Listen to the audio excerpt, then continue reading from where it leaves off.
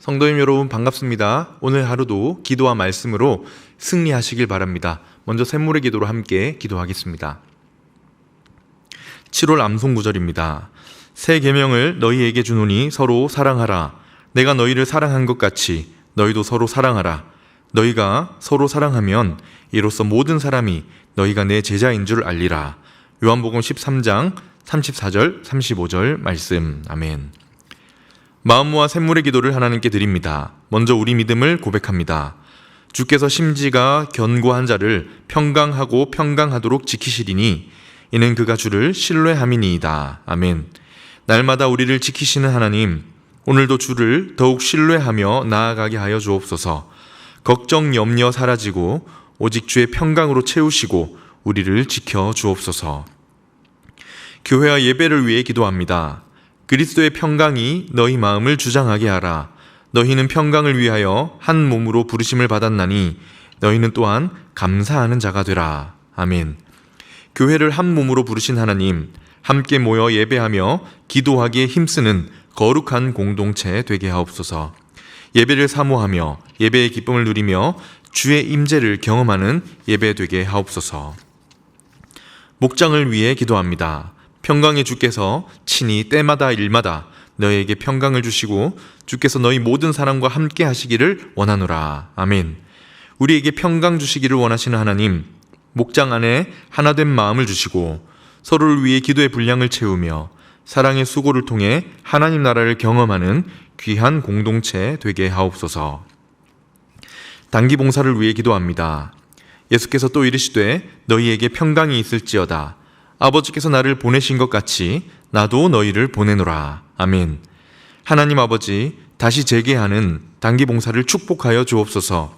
모든 지체들이 건강하고 안전하게 다녀오게 하시고 각 팀의 모든 일정 속에 하나님의 세밀한 인도하심을 경험하게 하옵소서. 주일학교 여름 사역을 위해 기도합니다. 너희는 내게 배우고 받고 듣고 본 바를 행하라. 그리하면 평강의 하나님이 너희와 함께 계시리라. 아멘. 하나님 아버지, 다음 세대들이 주일학교 여름 사역을 통해 주의 말씀을 잘 배우고 행하는 자들 되게 하시고 하나님을 인격적으로 만나는 귀한 시간 되게 하옵소서. 세상의 풍속을 쫓지 않고 거룩하고 구별된 하나님 자녀의 정체성으로 세상을 이기며 살아갈 힘을 얻게 하옵소서. 준비하고 진행하는 모든 손길 위에 주의 큰 은혜 내려 주옵소서. 오늘도 우리를 주의 뜻대로 인도하여 주시기를 원하오며 예수님의 이름으로 기도합니다. 아멘.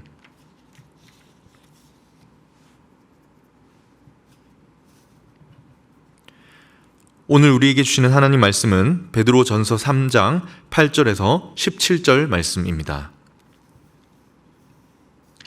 마지막으로 말하노니 너희가 다 마음을 같이하여 동정하며 형제를 사랑하며 불쌍히 여기며 겸손하며 악을 악으로 욕을 욕으로 갚지 말고 도리어 복을 빌라.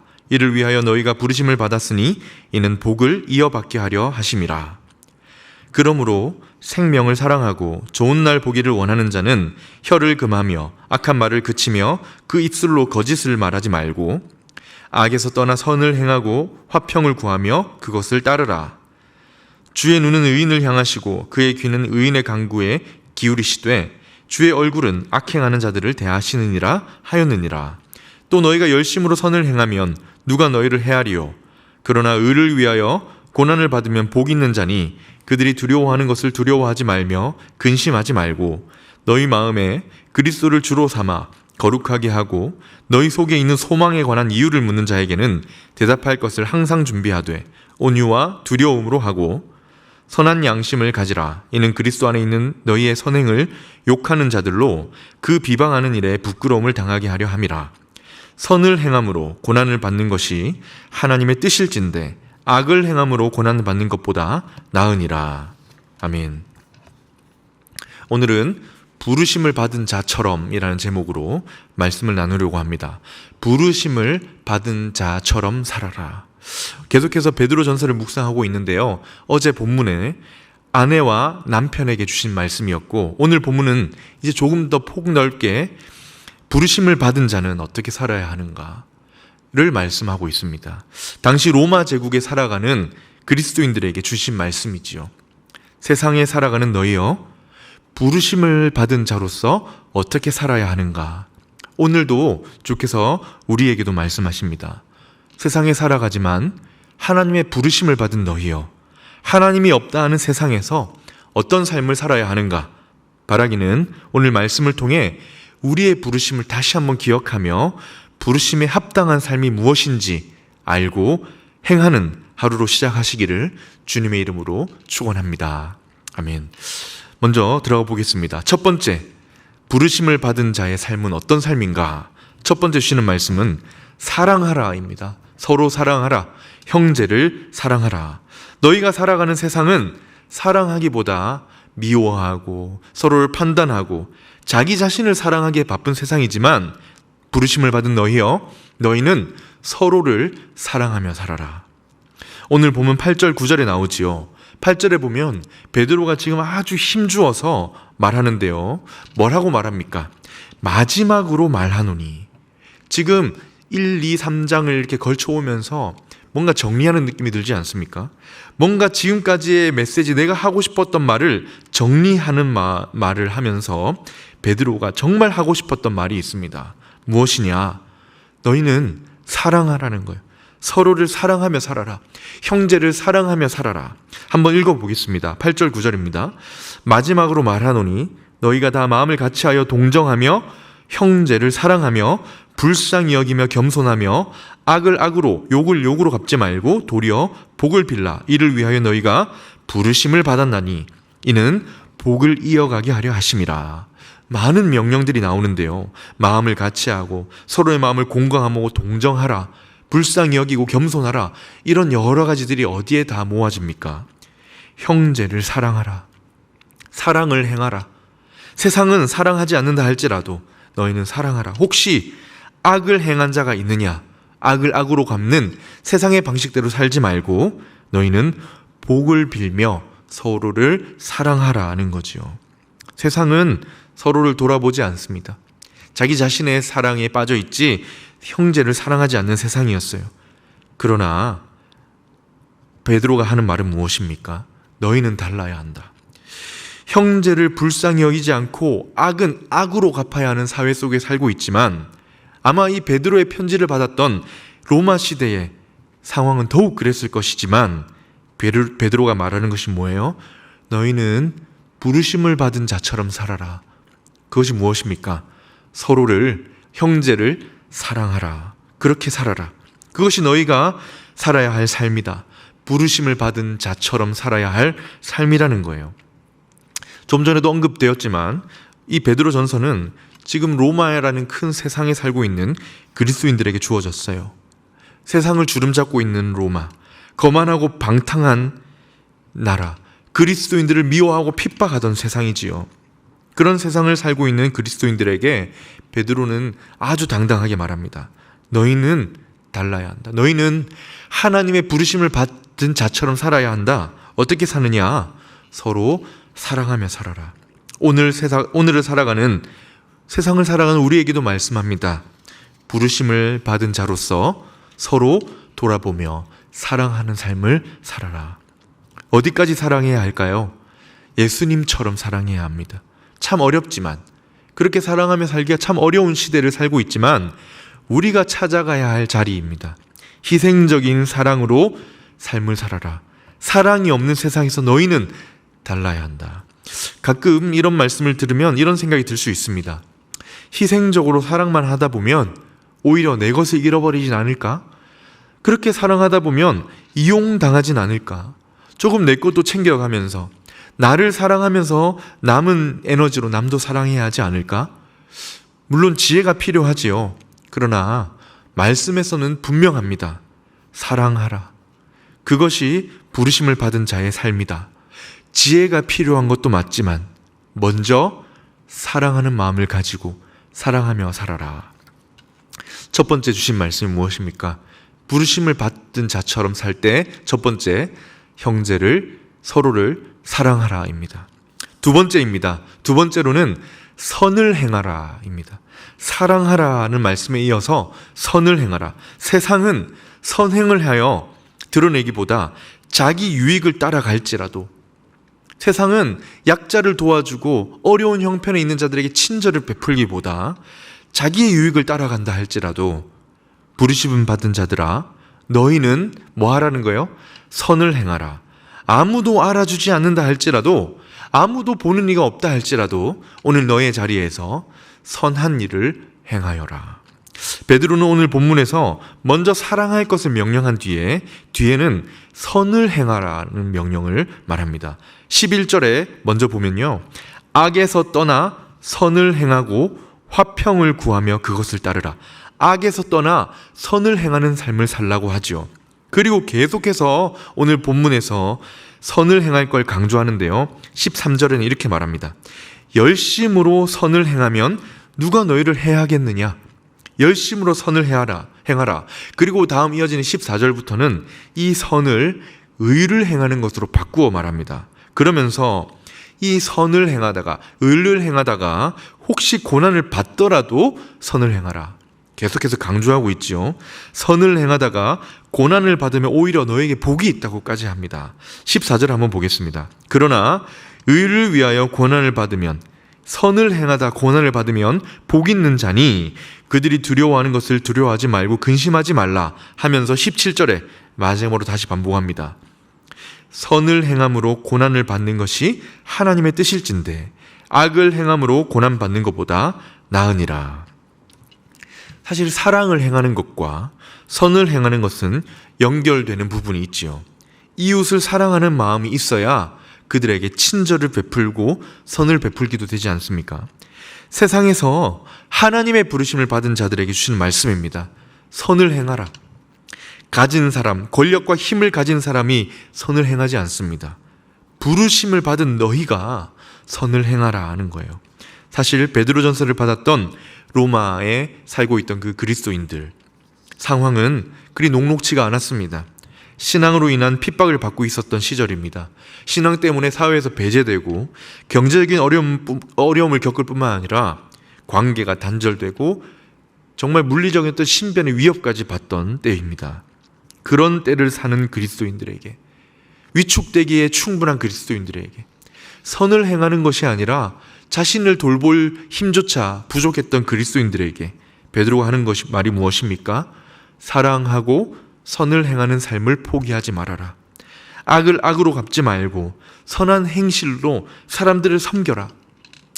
쉽지 않았겠지요. 참 어려운 말이지요. 그러나 1세기 당시 그리스도인들은 그리스도인으로 부름받은 자다운 삶을 살기 위해 끊임없이 노력했습니다. 우리가 사는 오늘의 시대도 선을 행하며 사는 것, 친절을 베푸는 것이 마냥 쉽지만은 않습니다. 그러나 우리에게도 도전하는 말씀이 무엇입니까? 부름을 받은 자들이여, 부름을 받았다면 부르심을 받은 자처럼 살아라. 선을 행하라. 어떤 선한 일을 행할 수 있을까요? 친절을 베푸는 것으로 생각하면 조금 더 쉽게 행할 수 있을 것 같습니다.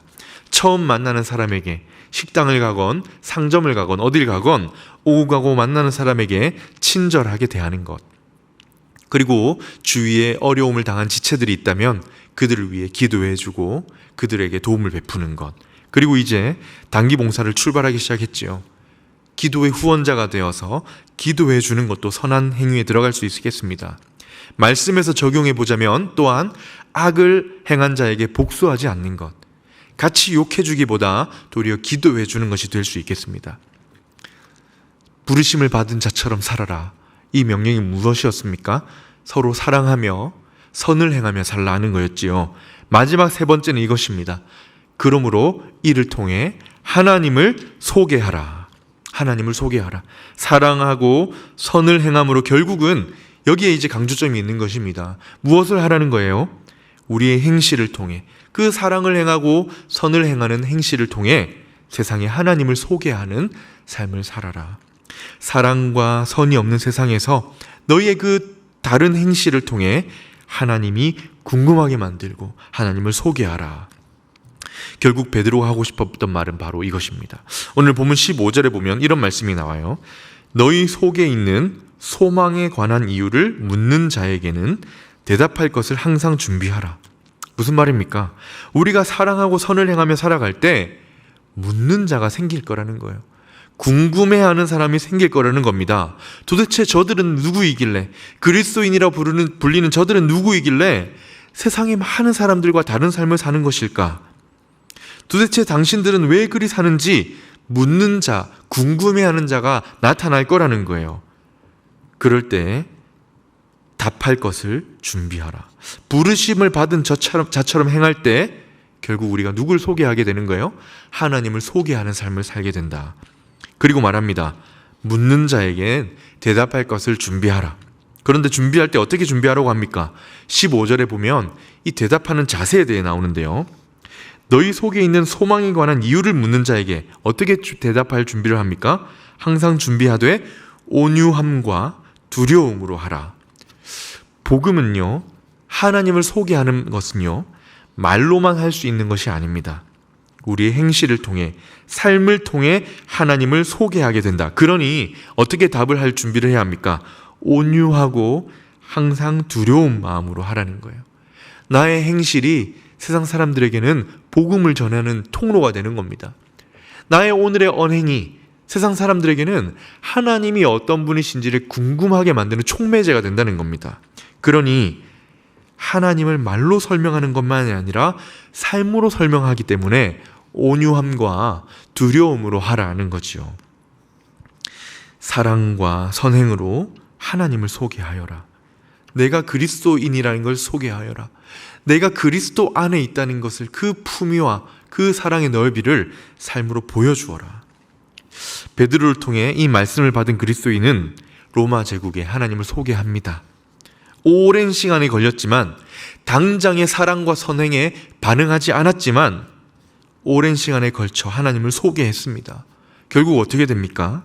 이 그리스도인들의 사랑과 선행 앞에서 로마 제국은 무너지고 무릎을 꿇게 됩니다. 강철 같은 로마 제국이 그리스도인들을 따르게 되고 그들의 신앙을 그리스도인처럼 따르게 되지요. 로마 제국 때의 기록을 보면 이 그리스도인들은 참 사랑을 많이 베풀었다고 합니다. 선을 행했다고 합니다. 그리스도인들은 이 초대교회 때 보면 이웃을 사랑하고 선을 행할 때에 이렇게 실천했다고 합니다. 나는 당신을 사랑합니다. 왜냐하면 하나님이 당신을 사랑하기 때문입니다. 이런 마음으로 사랑하며 정결한 삶을 살아갔다는 거예요. 선을 행했다는 겁니다. 이를 통해서 로마 제국이 무엇을 알게 되었습니까? 하나님을 알게 되었던 거예요. 세상에 하나님을 소개했던 거죠. 말씀을 정리합니다. 부르심을 받은 자들이여, 부르심을 받은 자처럼 살아라. 오늘 우리에게 주시는 말씀입니다. 세상에서도 우리도 오늘 세상에서 살아갈 건데 어떻게 살아야 합니까?